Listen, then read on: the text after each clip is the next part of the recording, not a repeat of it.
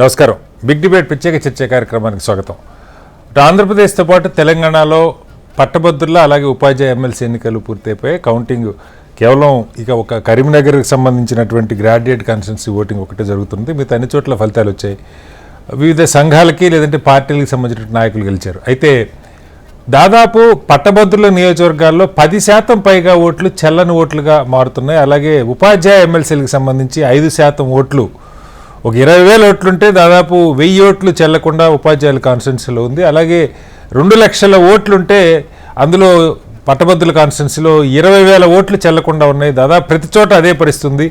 దీనికి కారణాలు ఏమై ఉండొచ్చు? పట్టభద్రులు నిజంగా ఆలోచనతో వివరాలు చూసుకొని ఓటింగ్ ఎలా చేయాలో కూడా మర్చిపోతున్నారా, లేదా ఎన్నికల సంఘం చేయాల్సిన తీరులో ప్రచారం చేయట్లేదా అన్నది ఒక అంశం. అయితే ఇప్పటికీ కేవలం ఒక్కొక్క మూడు జిల్లాలు కలిపినటువంటి పాత తెలంగాణ జిల్లాలు కానీ ఆంధ్రప్రదేశ్ జిల్లాలు కానీ మూడు జిల్లాలు, కొన్ని చోట్ల 4 జిల్లాలు కలిపిన చోట కూడా 2 లక్షల మంది గ్రాడ్యుయేట్లు ఉన్నారా? ఎందుకు పెద్ద ఎత్తున ఎన్రోల్మెంట్ జరగట్లేదు? అలాగే కేవలం టీచర్లు గ్రాడ్యుయేట్లు కాకుండా వివిధ వృత్తులకు సంబంధించి ప్రధానంగా లాయర్లు, డాక్టర్లు, అలాగే సాఫ్ట్వేర్ రంగం ఈ మధ్యకాలంలో విపరీతంగా పెరిగింది. వీళ్ళకి సంబంధించినటువంటి ప్రాతినిధ్యం ఎందుకు శాసన మండలిలో ఉండట్లేదని దాని మీద వాళ్ళు బిగ్ డిబేట్లో చర్చను చెప్పడం. చర్చలో మనతో పాటు వెంకటరెడ్డి గారు భారతీయ జనతా పార్టీ సీనియర్ నాయకులు ఉన్నారు మనతో. అలాగే చావా రవి గారు యూటీఎఫ్ నాయకులు కూడా మనతో ఉన్నారు. మరి కాసేపట్లో రియాజుద్దీన్ గారు అలాగే నోకసాని బాలాజీ గారు కూడా మనతో జాయిన్ అవుతారు. ముందుగా వెంకటరెడ్డి గారు నమస్కారం. నమస్తే. నమస్తే. నమస్తే వెంకటరెడ్డి గారు, సరే ఎన్నికల్లో ఎవరు గెలిచినా అభినందించాలి, పార్టీలతో సంబంధం లేదు. పెద్దగా ఇది పెద్దల సభ, ఒక రకంగా పెద్దల సభ మండలి. నా చర్చ ఇందులో ఎవరు గెలిచారు, బీజేపీ అపోజిషన్ కింద పరిగణించాలా, ఈ చర్చ సరే అది ఎలాగ మీరు రాజకీయంగా చేసుకుంటారు. కానీ నాకు ఆశ్చర్యం అనిపించింది ఈ ఫలితాలు చూస్తుంటే. దాదాపు 10% ఓట్లు సార్ పట్టభద్రుల కాన్స్టిట్యున్సీలో. మనకి తెలంగాణలో జరిగిన చోట కూడా ఈ కరీంనగర్, ఆదిలాబాద్ ఇంకా అది కౌంటింగ్ అవ్వలేదు. 56 మంది అభ్యర్థులు ఉన్నారు. సెకండ్ రౌండ్, థర్డ్ రౌండ్ అలా వెళ్ళేట్టుగా కనపడతా ఉంది. ఇప్పటికే 21,000 పైగా చలని ఓట్లు వచ్చినాయి. నాకు అందిన సమాచారం ఇంకా అప్పటికి ఇంకా 40,000 ఓట్లు సపరేట్ చేయాలి, చెల్లని. దాదాపు ఒక 25,000 ఓట్లు అక్కడ చెల్లకుండా ఉన్న పరిస్థితి సార్. ఇంత దారుణంగా అంటే సరే డబ్బులు తీసుకొని ఓట్లు వేసారా ఇవన్నీ పక్కకు పెడితే, వీళ్ళంతా గ్రాడ్యుయేట్స్, వేలుముద్ర కాదు. ఊర్లలో పార్టీలు కొత్తగా గుర్తులు వచ్చినా చదువు లేని వాళ్ళు కూడా అద్భుతంగా ఓటేస్తున్నారు.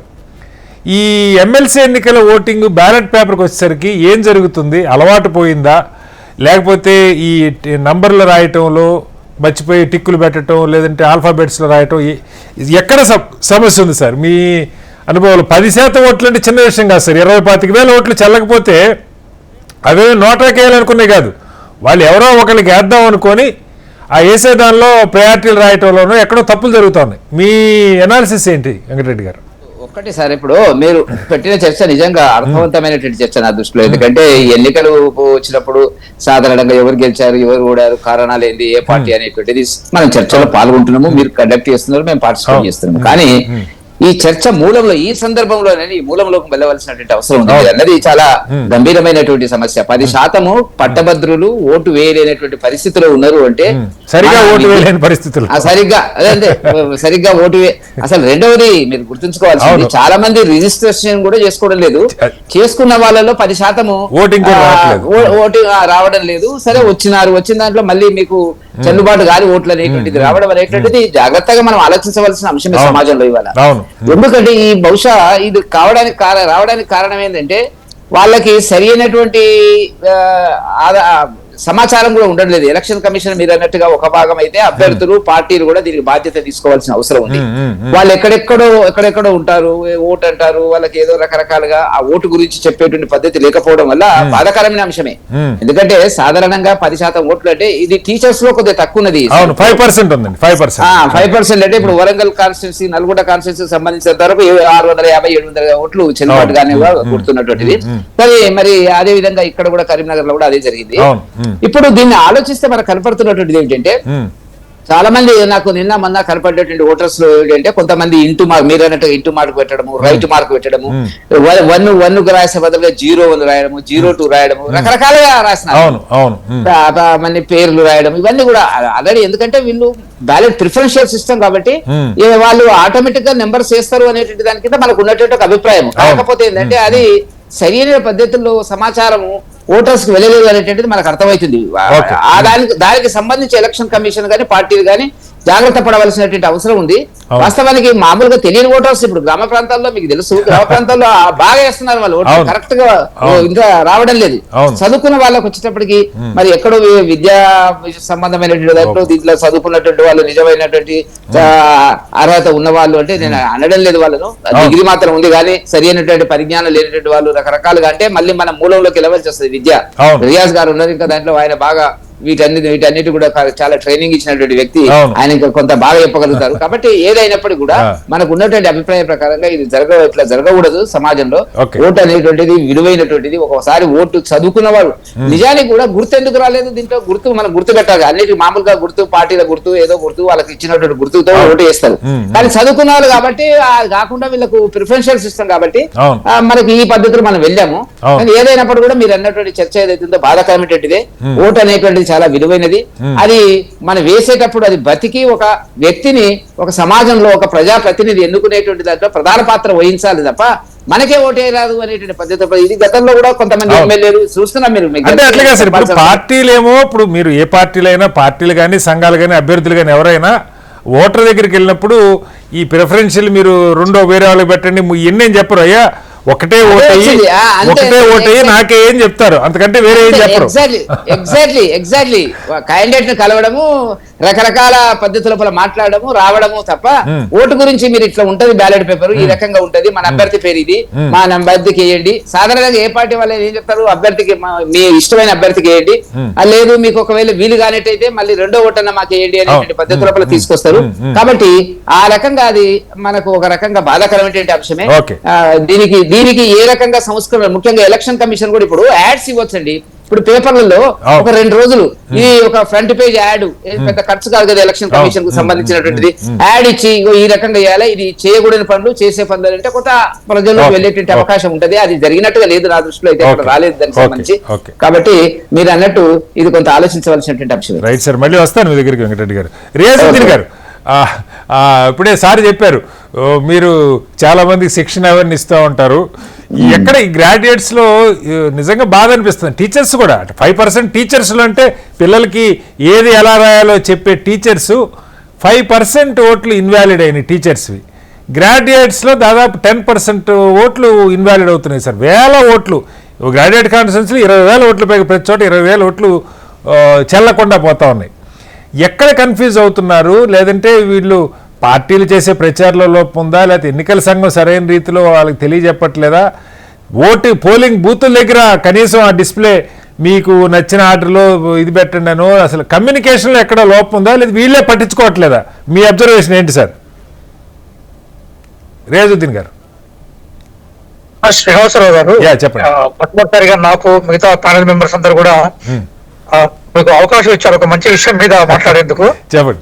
వెంకయ్య గారు విలువైన విషయం చెప్పారు, అర్థవంతమైన విషయాల మీద చర్చ చేసే అవసరం కూడా మనకు. ఇప్పుడు వాస్తవంగా జరుగుతుంది ఏంటంటే శ్రీనివాసరావు గారు, గ్రాడ్యుయేట్ ఎలక్షన్స్ కానీ టీచర్ ఎలక్షన్స్ కానీ వాటికి ఇవ్వాల్సిన ప్రాధాన్యతను మనం ఇవ్వట్లేదు. మొట్టమొదటిసారిగా ఓటర్ నమోదు కార్యక్రమం దగ్గర నుంచే ఇందులో లోపాలు కనిపిస్తుంటాయి సార్.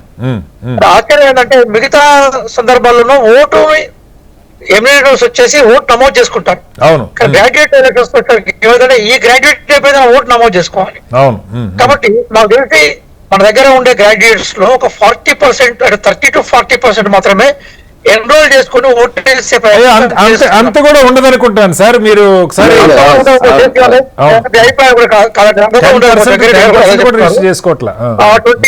మాక్సిమం 20% చేస్తున్నారు. మిగతా ఈ 70-80% నిజానికి గ్రాడ్యుయేట్ అయినా కూడా వాళ్ళు ఎక్కడ కూడా నమోదు చేసుకునే అవకాశం లేదు. అలాగే రెండవ లోపం ఏంటంటే బేసికల్ గా మనకి ఇప్పుడు టీచర్ ఎన్నికలు అనుకోండి, అలా ఎస్జిటి వాళ్ళకి అసలు ఓటేసే అవకాశం లేదు. అవును. అలాగే ప్రైవేట్ స్కూల్లో కూడా చాలా కాలం పనిచేసే వాళ్ళకి కూడా రకరకాల సర్టిఫికేట్ ఉంటుంది తప్ప వాళ్ళకి అనుమతించే అవకాశం లేదు. ఈసారి కొంత వెసులుబాటు ఇచ్చినట్టు. అంటే ఓవరాల్ ఎవరైతే ఓటు వేయాలో వాళ్ళకి ఓటు వేసే అవకాశం లేకపోవడమే సరైన ప్రక్రియ కాదు. మనకు ఒక ఫిలాసఫర్ అంటారు ఏమంటారంటే, unless the people are aware the concept of democracy will not be successful one. But మనలో ఇక అదంతా పక్కన పెడితే ఇక మన విషయానికి వస్తే, నేను వరంగల్ గ్రాడ్యుయేట్ ఎలక్షన్ లో ఏజెంట్ గా ఉన్నాను. ఇవాళ కూడా కరీంనగర్ నుంచి నేను ప్రయాణం చేస్తున్నాను. మీరు చూస్తుంటారు అసలు ఎందుకు ఏముంటుంది అంటే అక్కడ ఎవరు వస్తారో చెప్తాను. అభ్యర్థి పక్కన ఐ లవ్ యూ అని పేరు రాస్తారు. సపోజ్ 1 వేస్తాడు అనుకోండి, ఆ 1 పక్కన రైట్ వేస్తాడు. 1 రాస్తే సరిపోతుంది కదా, ఒక రైట్ వేస్తాడు. నేను పెట్టిన 1 అని అనుకుంటాడు. లేదా ఏం చేస్తాడంటే ఆయన నచ్చిన పేరు కొట్టేస్తుంటాడు అన్నట్టు, పెన్ తోటి రౌండ్ వేస్తుంటాడు. ఇట్లా కింద ఓరు అంటే బాగా విపరీతమైన ప్రేమలో విపరీతమైన దేశము ఆ బ్యాలెట్ పేపర్ చూపెట్టే ప్రయత్నం చేస్తుంటాడు.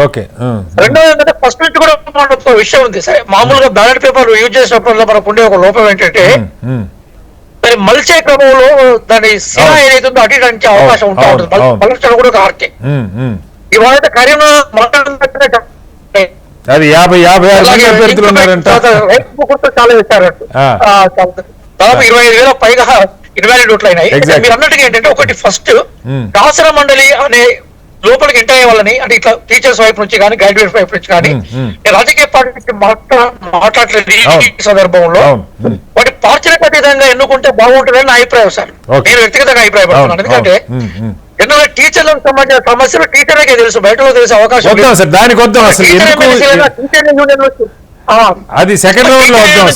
అవకాశం లేకుండా అయిపోయింది. ఈ ఓట్లు చెల్లకపోవటానికి అంటే ఇప్పుడు ఎన్నికలు ఇందాక వెంకటరెడ్డి గారు చెప్పారు, పేపర్లో అడ్వర్టైజ్మెంట్ ఇవ్వటమా, ఈవెన్ బూత్ దగ్గర సార్ మీరు చీఫ్ ఎలక్షన్ ఏజెంట్ ఉన్నారు కాబట్టి మీరు చూసే ఉంటారు, బూతుల దగ్గర ప్రాపర్ గా డిస్ప్లే, ఇదిగో కనీసం ఒక తక్కువ 7-8 పాయింట్లలో ఈ రకంగా ఓటు వేయాలన్నవి కనీసం ముందంతా తెలుసుకోపోయినా బూత్ దగ్గరికి వచ్చాక వీళ్ళంతా చదువుకున్న వాళ్ళు గ్రాడ్యుయేట్లు కదా, అక్కడ కూడా ఏమన్నా డిస్ప్లే చేశారా, వీళ్ళు ఫాలో కాలేదా, మీ అబ్జర్వేషన్ ఏంటి? లేదండి, మంచి పాయింట్ రైజ్ చేశారు. ఇప్పుడు మామూలు ఏం చేస్తారంటే, మన యూనివర్సల్ అడల్ట్ ఫ్రాంచైజ్ చేసినప్పుడు ముంగర పెద్ద బోర్డు ఉంటుంది. ఆ బోర్డు లో అన్ని గుర్తు పెడతారు. పెట్టి ఏం చేస్తారంటే వాళ్ళు ఇట్లా ఓటే అని చెప్తుంటారు. ఇక్కడ ఈ గ్రాడ్యుయేట్ ఎలక్షన్స్ లో ఒక మోడల్ పేపర్ అక్కడ పెట్టే అవకాశం కూడా ఉంటది. ప్రతి పోలింగ్ బూత్ ఎదురుగా ఒకరిని కూర్చునే పెట్టి, ఒక సిబ్బందిని కూర్చునే పెట్టి బ్యాలెట్ పేపర్ పెట్టి తప్పేట్టుగా జరగట్లేదు.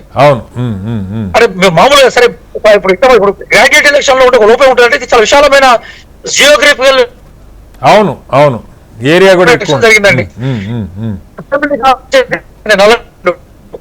అందరూ దగ్గర కూర్చోబెట్టే సాధ్యం కానప్పుడు కనీసం ఎంటర్ అయ్యే ముందు ఒక మాక్ డిస్ప్లే కనీసం చేసే ముందు అవగాహన కలిగే అవకాశం ఉంటుంది. అది కొంత మేరకు ప్రివెంట్ చేసే అవకాశం ఉంటుంది. నేను ఇంకొంచెం లోతుగా ఏమంటున్నానంటే, ఇంకొంచెం అంటే సంస్కరణలు, అంటే గ్రాడ్యుయేట్ ఎన్రోల్మెంట్ అనే దాన్ని ఇంకొంచెం సీరియస్ గా చేసినప్పుడు ఏదంటే, చదువుకున్న వాళ్ళందరూ కూడా గ్రాడ్యుయేషన్ చేసినంత అవకాశం ఉంటుంది. ఇంకొక విషయం మేము దృష్టి తీసుకొస్తాను. డిగ్రీ అయిపోయినాక 3 సంవత్సరాల తర్వాత ఓటు వస్తుంది దీనికి. డిగ్రీ అయిపోయిన అందరికీ గ్రాడ్యుయేషన్ ఓటు ఇవ్వట్లేదు. డిగ్రీ అయిపోయినాక మళ్ళీ 3 సంవత్సరాలు వెయిట్ చేయాలి. ఆ 3 సంవత్సరాలు ఏమైతే అతను ఎక్కడికో వెళ్ళిపోతాడు. ప్రతి ఎలక్షన్ లో గ్రాడ్యుయేట్ ఎలక్షన్ ఓటర్ని మళ్ళీ ఒకసారి నమోదు చేసుకునే ప్రయత్నాలు చేయడం, ఓటర్ని పదే నమోదు చేసుకునే కార్యక్రమంలో వాడు ఇన్వాల్వ్ అయ్యే అవకాశం ఉండదు. సో ప్రతిసారి అంటే మీరు చెప్పింది వ్యాలిడ్ పాయింట్, ఈ ఎలక్షన్ కి రిజిస్టర్ అయిన ఓటర్ ఆటోమేటిక్ గా నెక్స్ట్ ఇయర్ కి ఓటర్ గా ఉండే అవకాశం లేదు. ఫ్రెష్ అయ్యేసరికి ఇంట్రెస్ట్ పోతుంది కదా, ప్రతిసారి నమోదు చేసుకోలేదు. చాలా ఉన్నాయి లోపల, వాటి గురించి మళ్ళీ వస్తాను రియాజ్ గారు మీ దగ్గరికి.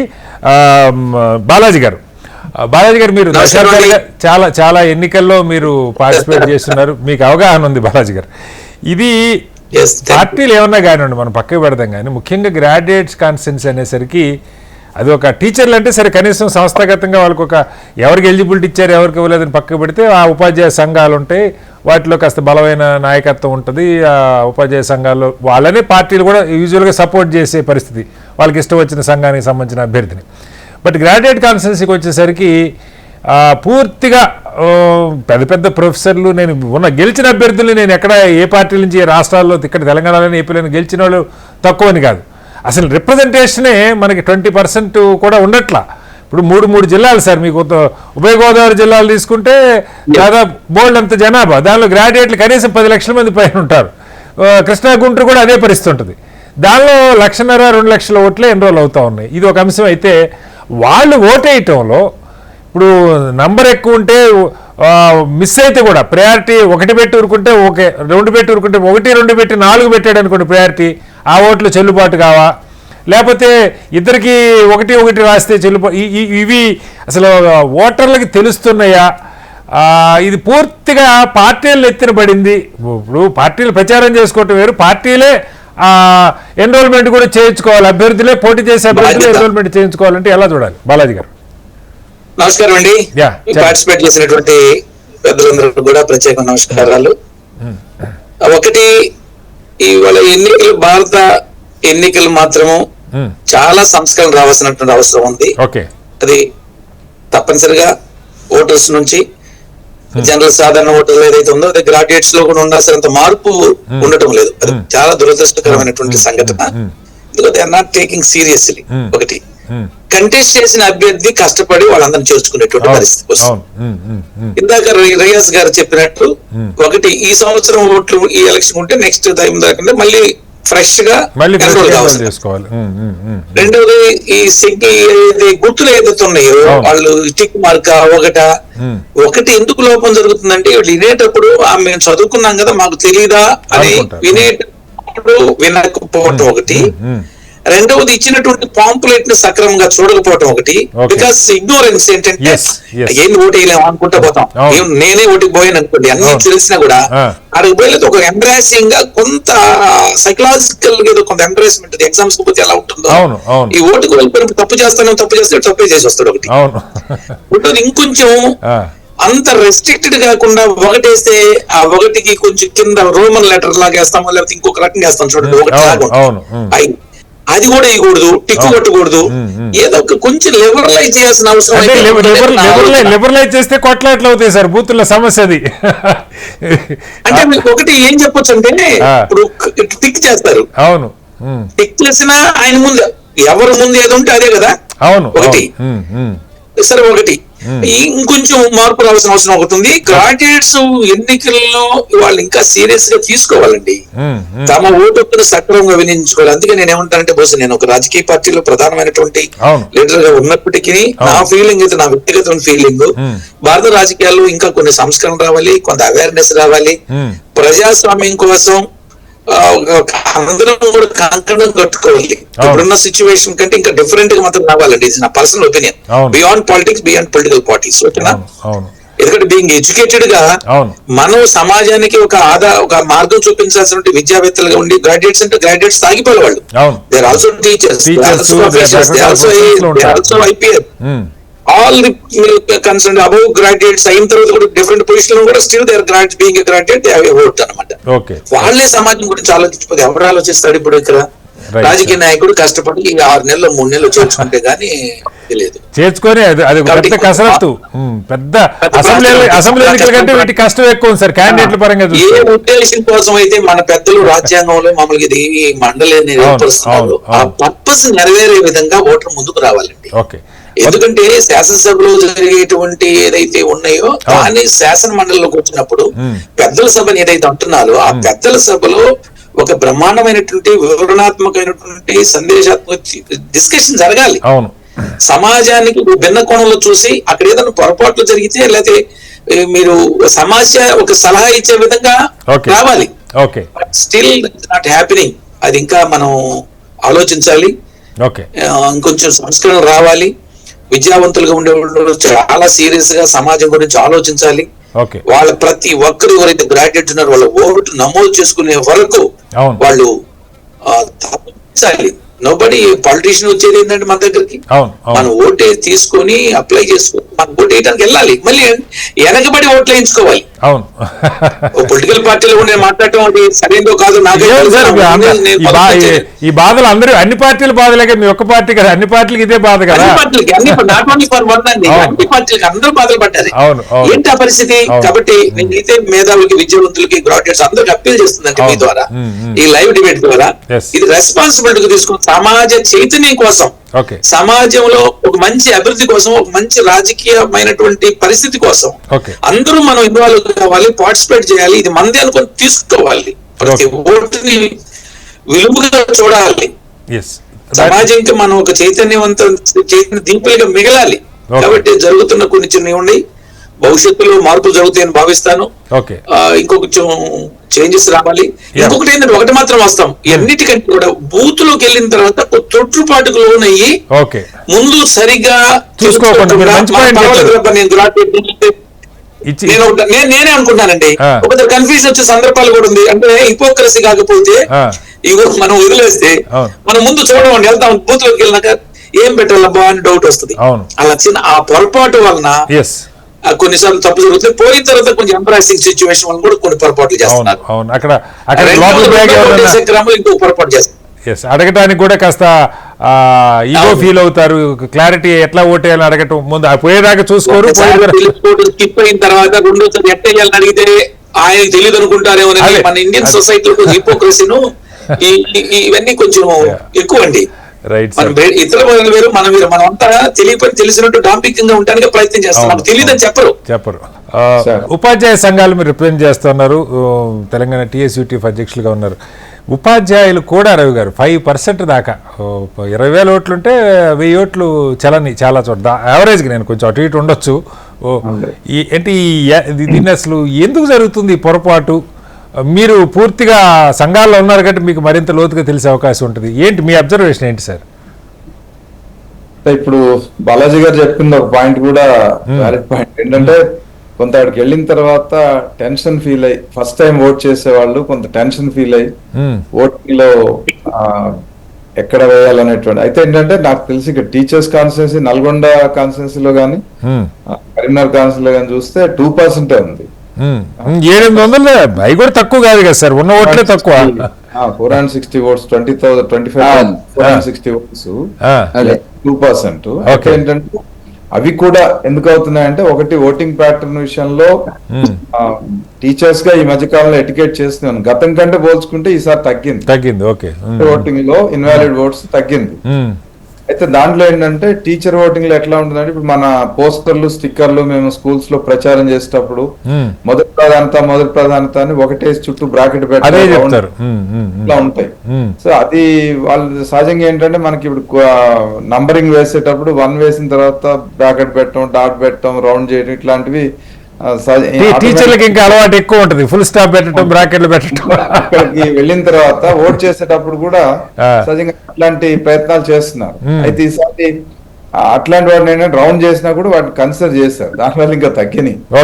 ఒకటి అయితే ఏంటంటే ఫస్ట్ టైం ఓట్ చేసేటువంటి వాళ్ళు ఓటింగ్ ప్యాటర్న్ తెలియక 1 వేయాలా, ఓని 1 రాయాలా, లేకపోతే టిక్ కొట్టాలా, ఇట్లాంటిది అక్కడికి పోయిన తర్వాత ఆ టెన్షన్ లో వాళ్ళు చేస్తున్నారు. అయితే వెళ్ళినప్పుడు ఓటింగ్ ప్రాసెస్ అక్కడ కొంచెం ఎక్స్ప్లెయిన్ చేయాల్సినటువంటి అవసరం ఉంది. పోలింగ్ బూత్ లో పోలింగ్ పర్సన్స్ ఎవరైతే ఉన్నారో వాళ్ళు ఓటు ఇచ్చేటప్పుడే ఇండెల్ లింక్ మార్క్ చేసిన తర్వాత ఓటు ఇచ్చేటప్పుడు ఏం చేయాలనేటువంటి చెప్పాలి.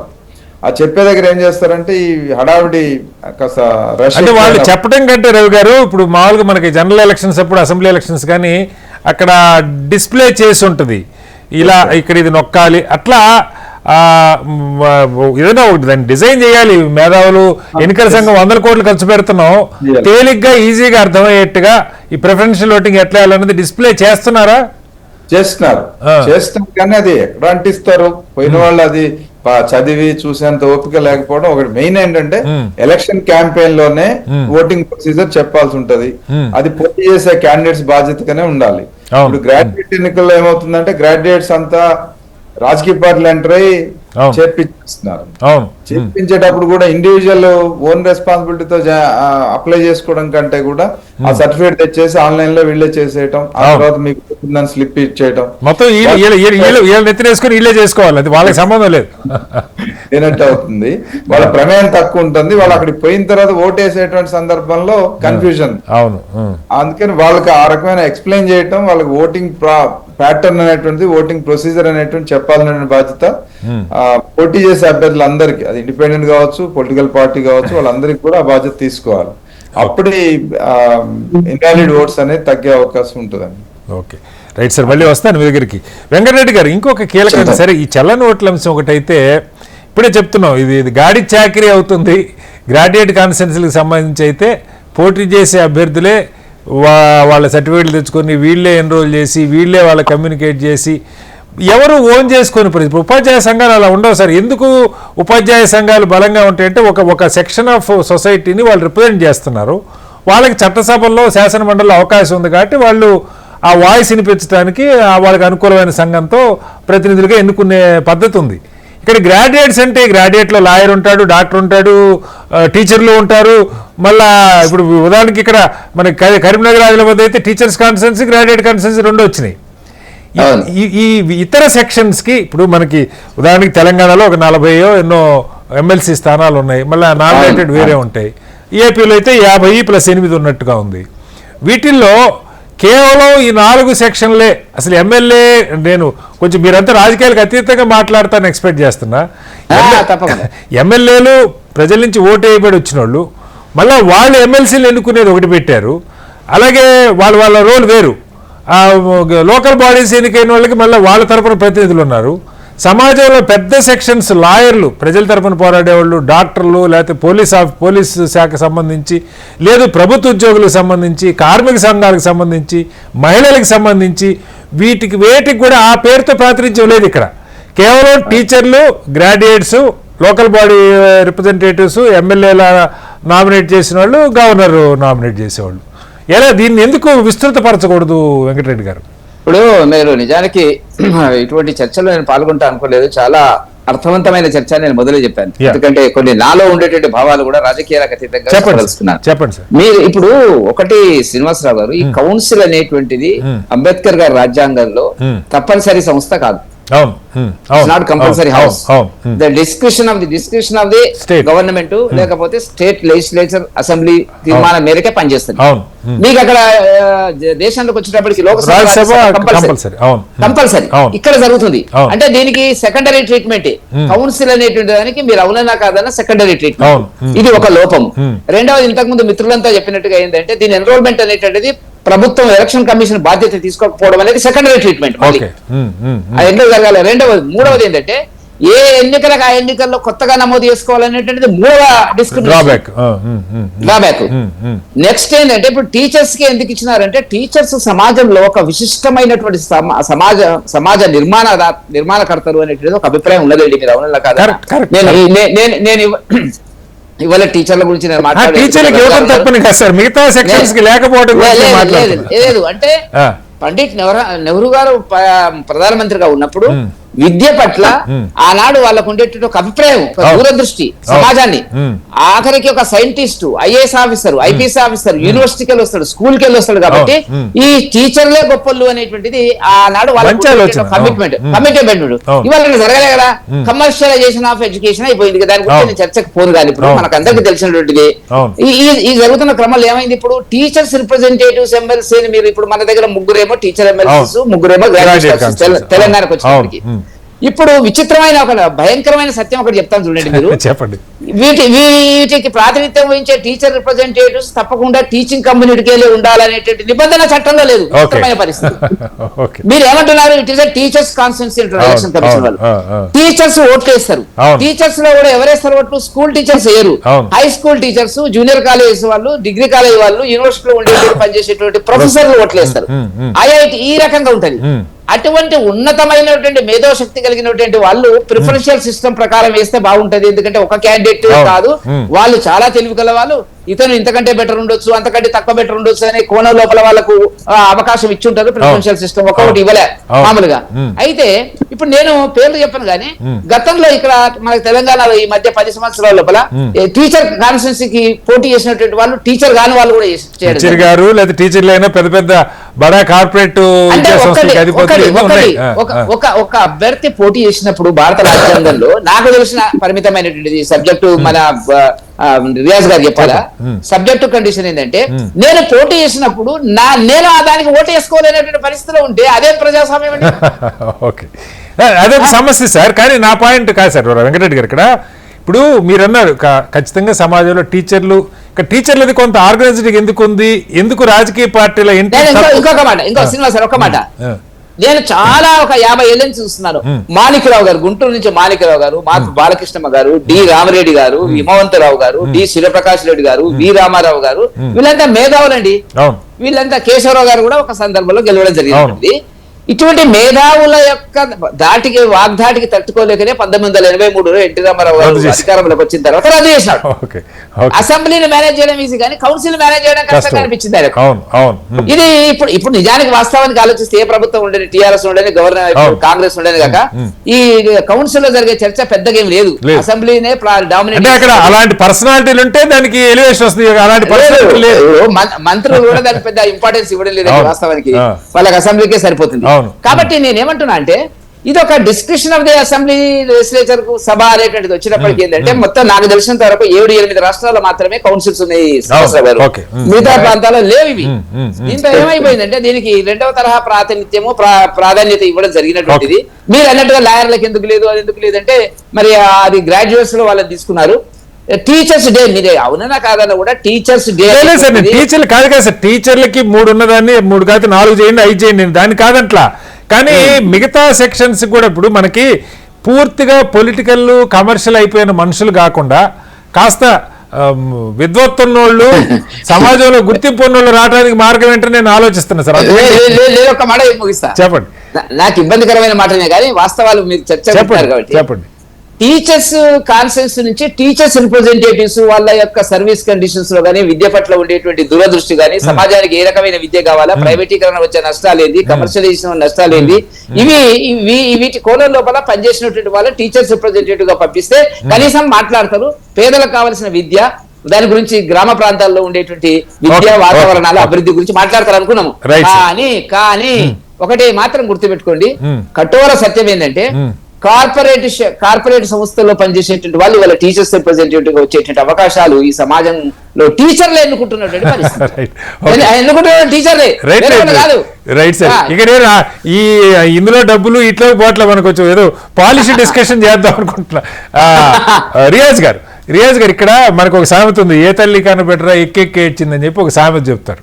ఇక్కడ గ్రాడ్యుయేట్ కాన్స్టిట్యున్సీ ఎందుకు అసలు ఎవరూ ఓన్ చేసుకోవట్లేదు, అభ్యర్థులు ఎత్తినే భారం పడుతుంటే ఈ గ్రాడ్యుయేట్ అనేవాడు రకరకాల ప్రొఫెషన్స్లో ఉంటాడు, ఎక్కడెక్కడో ఉంటాడు. ఒక వర్గానికి ఒక లాయరో, డాక్టరో, సాఫ్ట్వేర్ ఇంజనీరో, లేకపోతే ఇంకొక గవర్నమెంట్ ఎంప్లాయో ఆ సెక్షన్కి కాకుండా దీని మీద అసలు ఎందుకు సరే అప్పుడెప్పుడో మనకి స్వతంత్రం వచ్చినప్పుడు ఇది కంపల్సరీ కాదు, దానిలో కొన్ని సెక్షన్స్ పెట్టారు, వీటిని మార్చుకోవడానికి మీరు రాజ్యాంగాన్ని కూడా అవపోసన పెట్టిన నిపుణులు ఈ ప్రాతినిధ్యం ఇలాగే ఉండాలి అని పెట్టుకోవచ్చా? దీన్ని ఏమన్నా మార్చుకోవడానికి రాజకీయ జోక్యం తగ్గి నిజంగా మేధావులు ఇప్పుడు మన చర్చలో ఉన్న మీలాంటి వాళ్ళు ఎవరు వాటిల్లోకి పోవాలంటే ఆ 20 కోట్లు ఎమ్మెల్యే పెట్టినట్టు వీటికి పెట్టాల్సిన పరిస్థితి సార్, దురదృష్టం అది.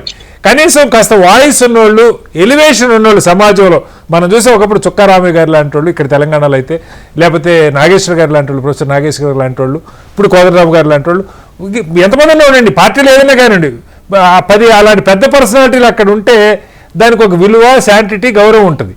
వాళ్ళు రావటానికి మార్గాలు మనం మూసేసుకున్నాం, మిగతా సెక్షన్స్కి ప్రాతినిధ్యం లేకుండా అయిపోతుంది. ఏం చెప్తారు రియాజ్ గారు? హలో రియాజ్ గారు చెప్పండి. చాలా విలువైన విషయాలు చెప్పారు, అవన్నీ కూడా మనం నిజంగా ఆలోచించదగ్గ విషయాలు. అంటే ఒరిజినల్ ఏం జరుగుతుంది సార్, మొత్తం ఎలక్షన్ ప్రాసెస్ లో జరుగుతున్న సార్ మీ వాయిస్ బ్రేక్ అవుతుంది రియాజ్ గారు. శ్రీనివాసరావు గారు చెప్పండి. వెంకరెడ్డి గారు చాలా విలువైన అభిప్రాయాలు అవును గౌరవించదగ్గ అభిప్రాయాలు కానీ మనం స్వీకరిస్తాలి. అదే సందర్భంలో క్రమక్రమంగా ఏమైపోయిందంటే ఒకప్పుడు అంటే మనకు 1948 లో వచ్చినప్పుడు విద్యా వ్యవస్థ ప్రధానంగా యూనివర్సిటీ స్థాయి సార్ మీది సిగ్నల్ వీకుంది, నేను మళ్ళీ వస్తాను సార్ మీ దగ్గరికి, మళ్ళీ తీసుకుంటాను రియాజ్ గారు. మీరు వెహికల్ కొంచెం ఆపితే మనకి బాగుంటుంది వాయిస్. ఒకసారి బాలాజీ గారు ఏం చెప్తారు? ఇప్పుడు ఈ తరహా ఇప్పుడు అధికారులు ఉన్న పార్టీలు కానీ ఎవరైనా నిజంగా ఆ సభ ఇప్పుడు మంచి వచ్చాడే మనకి ఏపీలో శాసన మండలి ఉంది, దాన్ని కొనసాగిస్తున్నాం. దాని గౌరవాన్ని పెంచేలాగా 10 మంది మంచి వాళ్ళని పార్టీలకు అనుబంధంగా ఉంటే కూడా ఉండొచ్చు, తప్పేం కాదు. కానీ ఆ స్థాయి మనుషులు అన్ని వర్గాలకి ఇప్పుడు ఎమ్మెల్యేల కోట, మళ్ళీ నేను ఏదో ఇవాళ జరుగుతున్న ఎమ్మెల్యే సెలక్షన్ గురించి ఆల్రెడీ నోటిఫికేషన్ వచ్చింది, వాటి గురించి చెప్పట్లేదు సార్. లాంగ్ టర్మ్లో కాస్త ఈ ఎమ్మెల్యేల కోటాలు గ్రాడ్యుయేట్ మోడల్ కాకుండా వివిధ వర్గాలకు ప్రాతినిధ్యం ఉండేలాగా చేసుకోవడానికి ఏమైనా అవకాశం ఉందో, ఆ దిశగా అసలు ఎందుకు ఆలోచన చేయకూడదు? ఒకటి ఏంటంటే ఆయన చెప్పారు పేర్లు, నేను కొంచెం లేట్ గా అయినందువల్ల పార్టిసిపెంట్స్ నేమ్స్ నాకు క్లారిటీ పర్వాలేదు సార్. రియాజ్ గారు, వెంకటరెడ్డి గారు, రవి గారు, మాణిక్యరావు గారు, ఎమ్మెల్సీ మాధవరావు గారు మా గురువులు కూడా వాళ్ళు. అవును, మేమంతా కాలేజీ రోజుల్లో జవహర్లాల్ కళాశాల కావాలో కలిసి పనిచేసాం. నేను స్టూడెంట్ గా ఉంటే వాళ్ళు ఎమ్మెల్సీలు కూడా విద్యార్థి ఉద్యమాలు పనిచేసేవాళ్ళం కాబట్టి వాళ్ళు మేము కొన్ని సందర్భాలు జైలుకు పోయే సందర్భం కూడా ఉంది ఆర్టీసీ స్ట్రైక్స్ మీద. ఆయన మాధవరావు గారని English head of the department, it's very eminent, పెద్ద హ్యూమనిస్ట్ కూడా. మాణిక్యరావు గారు గుంటూరులో ఉండిపోయారు. వాళ్ళంతా మాకు చాలా ముఖ్యులు. ఆ సిస్టమ్ అంతా పోయింది ఏంటంటే వాళ్ళు ఎవరు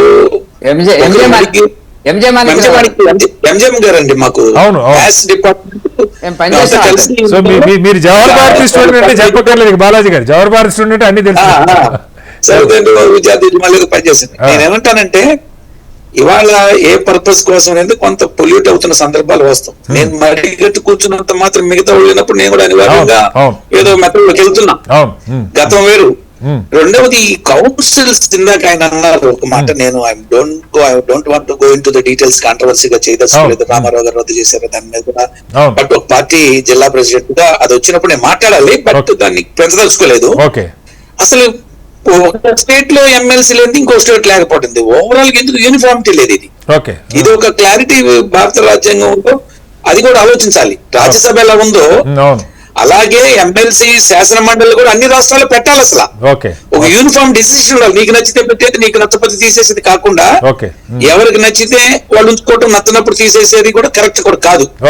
అదే రాజకీయ పార్టీ నుంచి వచ్చిన కానీ ఒక స్టేట్ కంటెంట్ తో యూనిఫామిటీ ఉండాలి అండ్ దానికి ఒక సెక్యూరిటీ ఉండాలి కూడా, వ్యాలిడిటీ ఉండాలి. రెండవది ఇందాక టీచర్ల గురించి మాట్లాడేప్పుడు they are organized people because they are working in some places. Yes. And they have some unions also. And they are fighting for the benefits. Increments.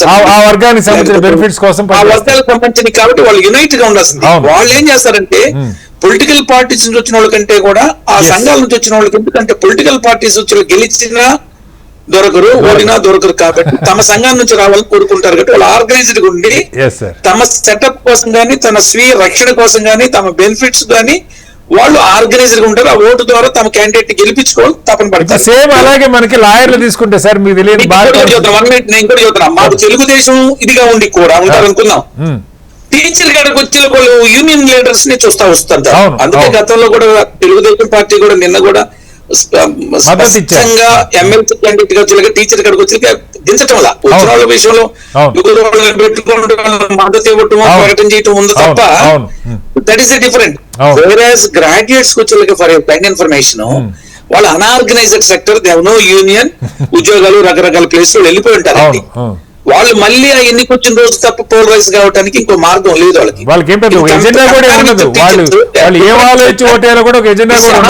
Sector ఉండదు. ఎందుకంటే ఒకడు సాఫ్ట్వేర్ అంటాడు, ఒక ఆయన కలెక్టర్ ఉంటాడు, ఒక ఆయన డిప్యూటీ కలెక్టర్ ఉంటాడు, కానీ ఇంకో టీచర్ ఉంటాడు. టీచర్లు అంటే వాళ్ళు ఎట్లా దొరుకుతారు అక్కడ కూడా, వాళ్ళు కూడా ఇంపార్టెన్స్ చూపిస్తారు కూడా ఇక్కడ. అందువల్ల దీనికి ఏమైందంటే చాలా అభ్యర్థి ఎవరు పోటీ చేస్తారో వాళ్ళు కష్టపడి పనిచేసుకోవాల్సినటువంటి పరిస్థితి ఏర్పడుతుంది. సో దీని కారణంగా కొంత ఇబ్బందులు వస్తాయి. ఇందాక ఓట్లు అనుకున్నాం, దాన్ని కూడా ఇంకొక మార్పులు రావాలి, వీళ్ళు కూడా తెలుసుకోవాలి ఆ ఓటు విలువని. ఎందుకంటే దేశ రాజకీయాల్లో కొన్ని అంశాలు ప్రధాన పాత్ర. మీరు అవునన్నా కాదన్నా. బాలాజీ గారు మీరు మంచి పాయింట్ చెప్పారు. నా క్వశ్చన్ ఏంటంటే, ఇప్పుడు టీచర్లది ఎలా అయితే కనీసం ఆ వర్గానికి సంబంధించి వాళ్ళ ప్రతినిధుల్ని వాళ్ళ సంఘాల నుంచి పెట్టుకుని పార్టీలది, పెద్ద పార్టీలు కావాలంటే మద్దతు ఇవ్వచ్చు, లేదు పార్టీలు అభ్యర్థి పెడితే పెట్టవచ్చు కూడా, డెమోక్రసీలు మన వద్దని కూడా అంట్లా. ఇదే పద్ధతిలో లాయర్లకి, డాక్టర్లకి, మేజర్ ప్రొఫెషన్స్, ప్రజలతో డైరెక్ట్ కనెక్షన్ ఉన్నటువంటి సెక్షన్స్, వాటికి అలాగే కార్మిక సంఘాలకి ఎందుకు ఉండకూడదు? కార్మిక సంఘాలకి పెద్ద ఎత్తున ఇవి ఉన్న పరిస్థితి. మహిళలకు అసలు మహిళలకు ప్రాతినిధ్యం లేదని మనం అంతా ముత్తుకుంటున్నాం. రిజర్వేషన్ ఎట్టాగు జాతీయ స్థాయిలో వస్తుందో ఎప్పుడు వస్తుందో మనకు తెలియదు. ఇలాంటి పద్ధతి కనీసం ఆ వెసులుబాటు కోసం మనం ఎందుకు ప్రయత్నం చేయకూడదు? బాలాజీ గారు. డెఫినెట్ గా కొన్ని మార్పులు జరిగితే దాన్ని అనివార్యంగా రావటం మంచి పరిణామమే, రావాల్సిన అవసరం కూడా ఉంది. అంటే ఇక్కడ ఏమవుతుందంటే చట్టంలోనే రావాలండి. పార్టీ సపోజ్ ఒక మామూలుగా మేము అనుకున్నాం, పార్టీ ఏ ఆధారం లేని పెట్టాం అనుకోండి, ఇంకొకరు మనీను ఇంకో పొల్యూట్ చేస్తారు, రకరకాల సిస్టమ్ దెబ్బతింటుంది. ఎవరి పార్టీకి ఇప్పుడు ఏదైనా పొరపాటు జరిగింది అనుకోండి, ఇదివరకు మా పార్టీ కూడా వీటి మీద అంత కాన్సన్ట్రేట్ చేస్తూ ఉండేది కాదు. ఇన్ కేసు ఏదైనా పొరపాటు జరిగితే, ఇవాళ చంద్రబాబు నాయుడు గారు అధికారంలోకి వచ్చిన తర్వాత ఈ 8 నెలల్లో అనేక కష్టాలు అనుభవిస్తున్నటువంటి పరిస్థితి, ఇబ్బందులు పడుతున్న పరిస్థితి. పార్టీ మీద కార్యకర్తల నుంచి ఒక రకం ఏదో చేయలేదు మేము 5 సంవత్సరాలు ఇబ్బంది పడి మేమందరం కూడా నోరు తెరిస్తే మాట్లాడితే కాలు కలిపితే జైల్లో నెట్టేశారండి.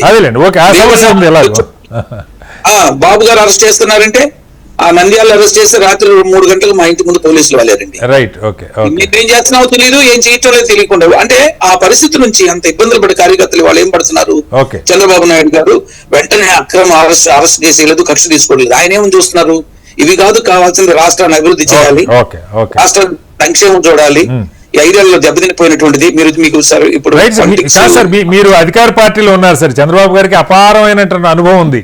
నిజంగానే ప్రస్తుతం రూల్స్ ప్రకారం బాలాజీ గారు ఆయన ఏం చేస్తున్నారంటే, ఒక పక్కనే పార్టీని కాపాడుకోవాలి, రాష్ట్రాన్ని కాపాడుకోవాలి, పార్టీ కార్యకర్తల అభిప్రాయాలను పరిగణలోకి. బాలాజీ గారు మనం మండల విషయానికి వద్దాం. ఇప్పుడు రియాజ్ గారు వస్తాను సార్, ఒక్క సెకండ్. బాలాజీ గారు, ఇప్పుడు మీ చేతిలో అధికారం ఉన్నది, మండలిని ఏకంగా రద్దు చేసే అధికారం ఉన్నప్పుడు కనీసం భవిష్యత్తులో ఉన్న ఇలా different sections of different walks of life లో ఉన్న వాళ్ళకి రిప్రజెంటేషన్ వచ్చేలాగా చేస్తే మోర్ మంచి వాయిస్లు వచ్చే అవకాశం ఉంటుందేమో బాలాజీ గారు, ఎందుకు ఆలోచన చేయకూడదు? ఒకటి మాత్రం వాస్తవం మీకు, అంటే నేను ఒకటి మాత్రం మీ దృష్టిని తీసుకొస్తున్నా ఈ మీడియా ద్వారా. చంద్రబాబు నాయుడు గారు ఏదైనా క్యాండిడేట్ సెలక్షన్ లో కూడా గ్రాడ్యుయేట్స్ లో కూడా క్వాలిఫైడ్, గ్రాడ్యుయేట్ టెక్నికల్ డిగ్రీ అయితేనే కాదు, దాంట్లో కూడా ఎమినెంట్స్ ని గతంలో గానీ ఇప్పుడు గానీ నిన్న గానీ రాజేంద్ర ప్రసాద్ గారు ఫార్మర్ మినిస్టర్ చేశాడు, ఎడ్యుకేషన్ సంస్థలు నడిపారు. రెండవది క్వాలిఫైడ్ అండ్ క్వాలిటీ పర్సన్. కాకపోతే లక్ష్మణరావు గారిని గురించి నేను ఇక్కడ కామెంట్ చేయటం లేదు, ఎందుకంటే ఈజ్ ఆల్సో మంచి పర్సన్ కూడా. నేను దాన్ని విమర్శించాను. మా పార్టీకి ఏంటి, నేను కూడా గుంటూరు ఈస్ట్ అబ్జర్వర్ కూడా ఉన్నాను పార్టీ తరఫున. సో ఇక్కడ ఏమవుతుందంటే డెఫినెట్ గా చంద్రబాబు నాయుడు గారు మంచి పార్టీలో కూడా క్వాలిఫైడ్ క్యాండిడేట్స్ ని, వర్త్ ఉన్న క్యాండిడేట్స్ ని, ఎడ్యుకేటెడ్ ని,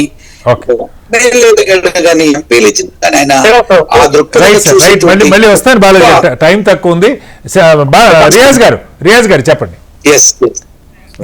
రియాజ్ గారు మళ్ళీ మీ సిగ్నల్ కట్ అయింది, మళ్ళీ వస్తాను. ఒకసారి రవి గారు చెప్పండి, ఈ ప్రాతినిధ్యం కేవలం టీచర్లు పట్టభద్రులు కాకుండా దాన్ని విస్తృతపరుచుకునే ఆలోచన ఎందుకు ప్రభుత్వాలు చేయకూడదు, ఎందుకు ఆ పద్ధతిలో ఆలోచన చేయకూడదు? ఒకటండి, ఇది కౌన్సిల్ అనేది ఇప్పుడు పునరావాస కేంద్రం. సరే, అది ఓకే, 6 రాష్ట్రాల్లో మాత్రమే ఉంది, అన్ని రాష్ట్రాల్లో లేదు. ఇది 1950 పీపుల్స్ రిప్రజెంటేటివ్ యాక్ట్ లో ఆప్షనల్ పెట్టారు, స్టేట్ ఇష్టం. అందుకని వాళ్ళ కొన్ని రాష్ట్రాలు ఎట్లా ఉన్నాయంటే, అధికారంలోకి వచ్చినటువంటి పార్టీ వాళ్ళ రీహాబిలిటేషన్ కోసం చూస్తుంది, వాళ్ళ కార్యకర్తలు నాయకులు రీహాబిలిటేషన్ కోసం చూస్తుంది.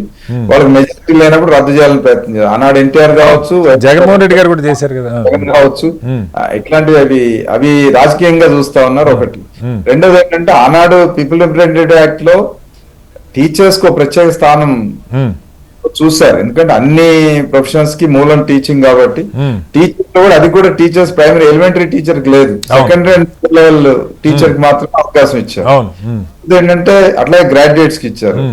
అంటే టీచర్స్ లో కూడా గ్రాడ్యుయేట్ టీచర్స్ ఉంటారు కాబట్టి సెకండరీ అండ్ అబోవ్ లెవెల్లో టీచర్స్ ఒక, ఎందుకంటే every Indian citizen can represent కదా, అందుకని చెప్పి మన జనరల్ ఎలక్షన్స్ లో అయితే ఇండియన్ సిటిజన్స్ ఎవరైనా పోటీ చేయవచ్చు. ఇక్కడ కాస్త గ్రాడ్యుయేట్స్ కాబట్టి ఆలోచించి ఓటేస్తాం. కానీ చట్టం లేకుందంటే ఓటర్స్ గ్రాడ్యుయేట్స్, ఓటర్స్ టీచర్స్ కానీ పోటీ చేసే వాళ్ళు ఇల్లిటరేట్ కూడా పోటీ చేయొచ్చు, ఇండియన్ సిటిజన్ కానీ పోటీ చేయొచ్చు, గ్రాడ్యుయేట్ కైనా టీచర్ కానీ.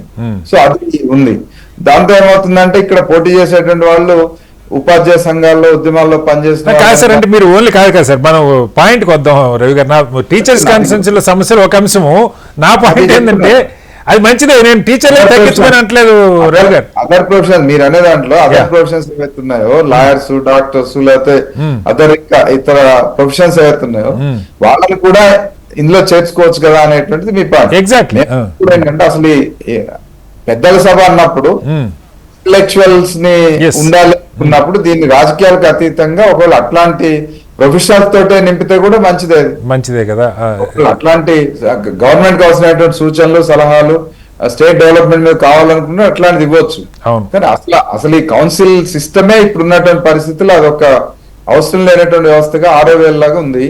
అందుకని దీన్ని గవర్నమెంట్ ఎక్స్చెక్కరే తప్ప దీనివల్ల ప్రయోజనం లేదనేటువంటిది ఇవాళ కనపడదు. ఒకవేళ మీరన్నట్టు గతంలో ఎట్లయితే చుక్కారామయ్య గారు, ప్రొఫెసర్ నాగేశ్వర గారు, ఎంజే మాణిక్యరావు గారు, లేకపోతే సింగరాజు రామకృష్ణ గారు, చెన్నిపాడు లక్ష్మి గారు, ఇట్లా ఇక్కడ విపి రాఘాచారి గారు, కాళోజీ, వీళ్ళందరూ చేసినటువంటి సందర్భాల్లో ఉన్న విలువలు వేరు, వాళ్ళు పాటించిన విలువలు వేరు, వాళ్ళు ఎన్నికైన సందర్భం వేరు.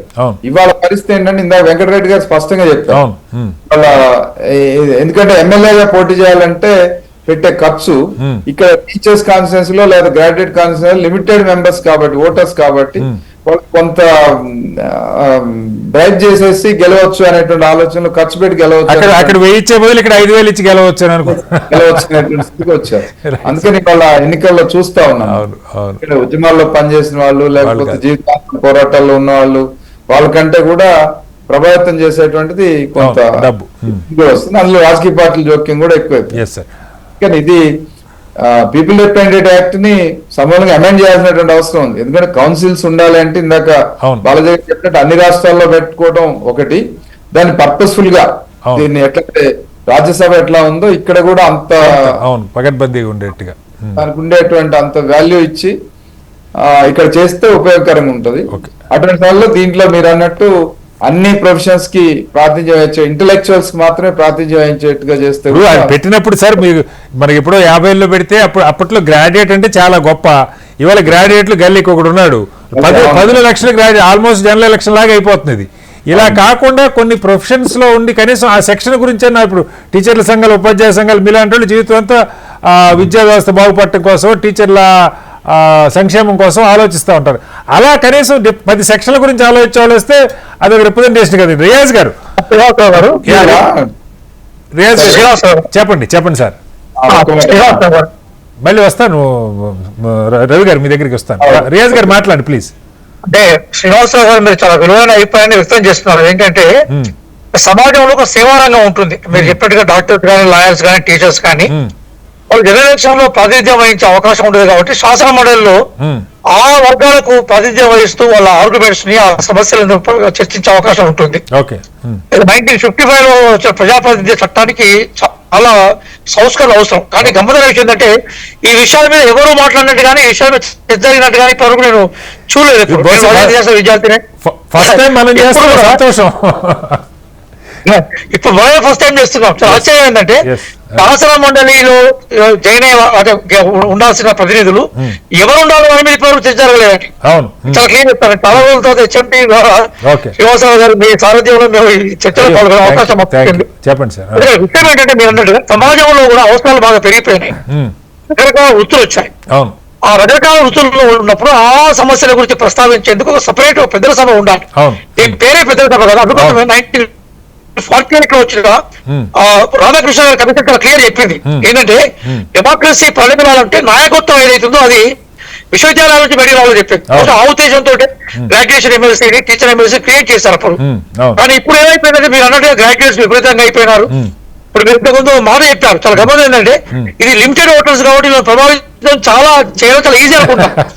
అట్లే జరుగుతుంది. ప్రభావితం చేయడం ఏంటి, ఈ రోజు డబ్బులు పెట్టారు కదా, ఈ రోజు ఎక్కువ డబ్బులు పెట్టారు, ఎక్కువ ఓట్లు వస్తే తక్కువ డబ్బులు తక్కువ ఓట్లు వస్తుంది. బాగా అనిపిస్తుంది. బహుశా నా అభిప్రాయంతో ఇక్కడ ఉన్న ఏకీవించుకునే లేదు. ఇక్కడ కూర్చొని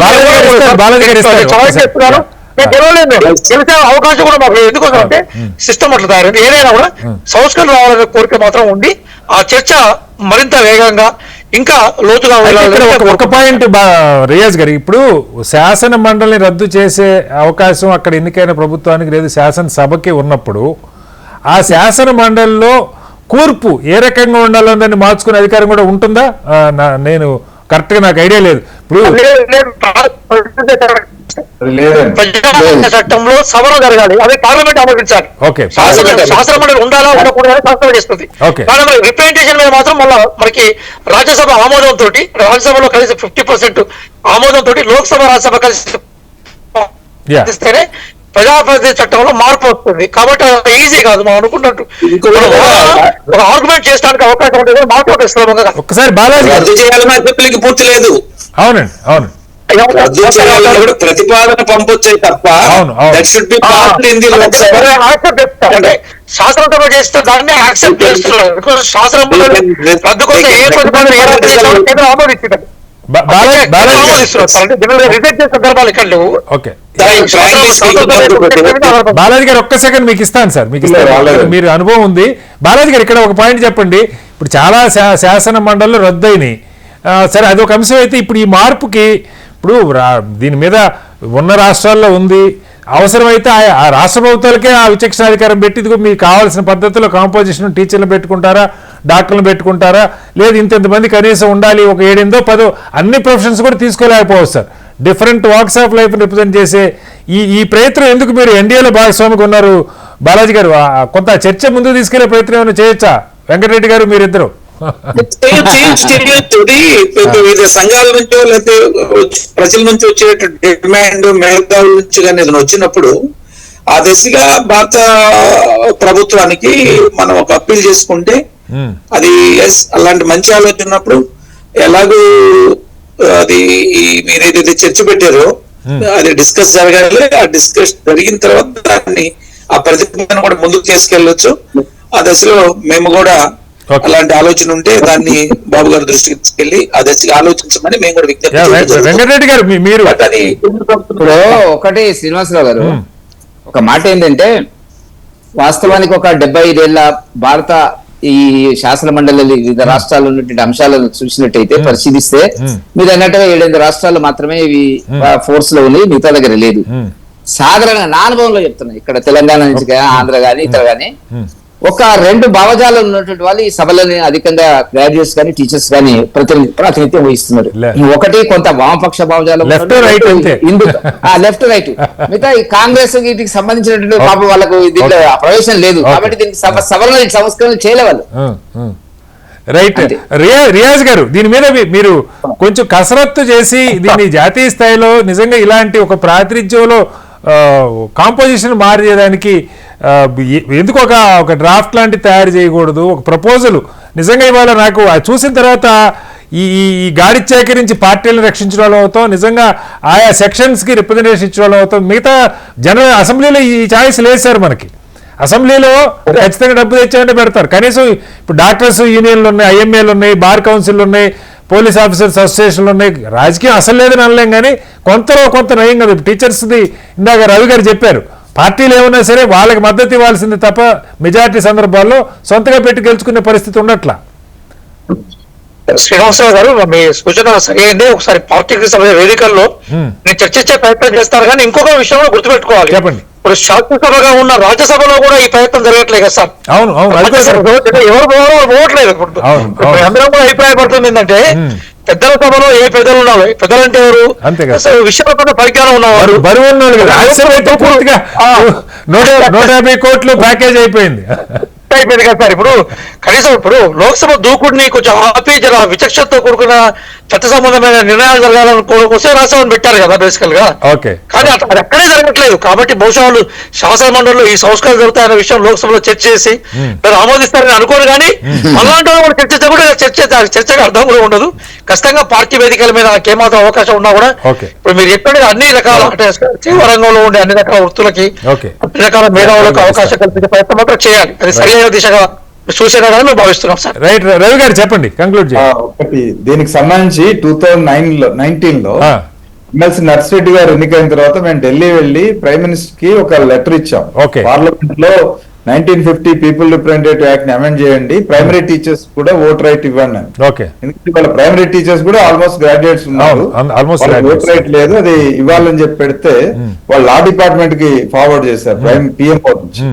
ఆ డిపార్ట్మెంట్ వాళ్ళు మాకు రిప్లై పంపించారు, ఏమనంటే ఇప్పుడున్న పీపుల్ రిప్రజెంటేటివ్ యాక్ట్ బాగానే ఉంది, దాన్ని అమెండ్ చేయాల్సిన అవసరం మాకు కనపడలేదు అని చెప్పి రిప్లై పంపించారు. అంతే కదా. ఒకటి నాకున్న సలహా ఇది ఏంటంటే, ఇది సెకండ్ గ్రేడ్ టీచర్స్ కూడా ఇవ్వాల్సిన అవసరం ఉంది. ఆల్సో గ్రాడ్యుయేట్ గా ఉంది, టీచర్ కూడా, కాబట్టి వాళ్ళు కూడా బీఈడి చేసిన వాళ్ళు ఉన్నారు. సెకండ్ గ్రేడ్ తో వాళ్ళ సెకండ్ గ్రేడ్ అనే పేరుతో ఉద్యోగం వచ్చిందా కానీ వాళ్ళకు కూడా టీచర్స్ దాంట్లో ఇవ్వాల్సిన అవసరం ఉంది. అది వ్యాలిడ్ రిప్రజెంటేషన్, వ్యాలిడ్ ప్రతిపాదన కూడా. మొత్తానికి ఇటు శాసన మండలి సార్ శాసన మండలి రాజ్యసభకు సంబంధించి నిజంగా ఏవైతే పెద్దల సభలు అని చెప్పుకున్నామో గతంలో అవి ఒక రకమైనటువంటి మోరల్ అథారిటీని చెలాయించేటువంటి అవకాశం ఉండేది. అలాంటి స్టాల్ వాల్డ్ పర్సనాలిటీలు ఉండేవాళ్ళు, వివిధ రంగాలకు సంబంధించిన నిపుణులు, మేధావుల్ని పార్టీలు, ప్రభుత్వాలు. ఒక మాట అంటాను నేను, భారత రాజకీయాల్లో వచ్చిన అనేక మార్పుల్లో అన్నిటిలో కూడా కొన్ని వచ్చేస్తా ఉండే ఇర్రెస్పెక్ట్ ఆఫ్ ద పార్టీస్ లక్షణాలు. రైట్ సార్, దీని మీద శాసన మండలికి అలాగే రాజ్యసభలో వివిధ వర్గాలకు సంబంధించిన ప్రొఫెషన్స్కి సంబంధించిన వాళ్ళకి ప్రాతినిధ్యం ఆయా సంఘాల ద్వారా ఎన్నికల ద్వారా వచ్చే ఆలోచన ఇప్పుడున్నటువంటి గందరగోళాల నుంచి పరిష్కారాలు చూపిస్తుంది. శాసన మండలి కానీ రాజ్యసభ కానీ పూర్తిగా డబ్బుమయం అయిపోవటం, డబ్బున్న వాళ్ళే గెలిచేటువంటి పరిస్థితి రావటం, పార్టీల ముద్రల కంటే నిజంగా ఆయా వర్గాలని రిప్రజెంట్ చేసే పద్ధతి బాగుంటుందేమో. అటు చట్టసభల్లో అటు పార్లమెంట్లో కూడా రాష్ట్ర అసెంబ్లీలో పార్లమెంట్లో కూడా వీటి మీద లోతైన చర్చ జరగాలి. అవసరమైన మార్పులు పెద్దగా ప్రమాదకరం కాని మార్పులు చేసుకోవటంలో ఇబ్బంది ఉండాల్సిన అవసరం లేదు. అనేక ఎన్నికల సంస్కరణకు జాతీయ స్థాయిలో ప్రభుత్వం ప్రయత్నం చేస్తున్నప్పుడు జమిలీ ఎన్నికలతో సహా నిజంగా ఇలాంటి చిన్న చిన్న మార్పుల ద్వారా నిజమైనటువంటి మెరిట్ ఉన్న భావజాలం ఏదైనా మెరిట్ ఉన్న వాళ్ళు అక్కడికి వచ్చే అవకాశం ఉంటుంది. ఆ దిశగా చర్చలు జరగాలని కోరుకుందాం. చర్చలో పాల్గొన్న రవి గారికి, వెంకటరెడ్డి గారికి, రియాజుద్దీన్ గారికి, అలాగే నొకసాని బాలాజీ గారికి ప్రత్యేకంగా ధన్యవాదాలు. ఇది వాటి బిగ్ డిబేట్. మరోస్తే మళ్ళీ కలుద్దాం. నమస్కారం, సెలవు.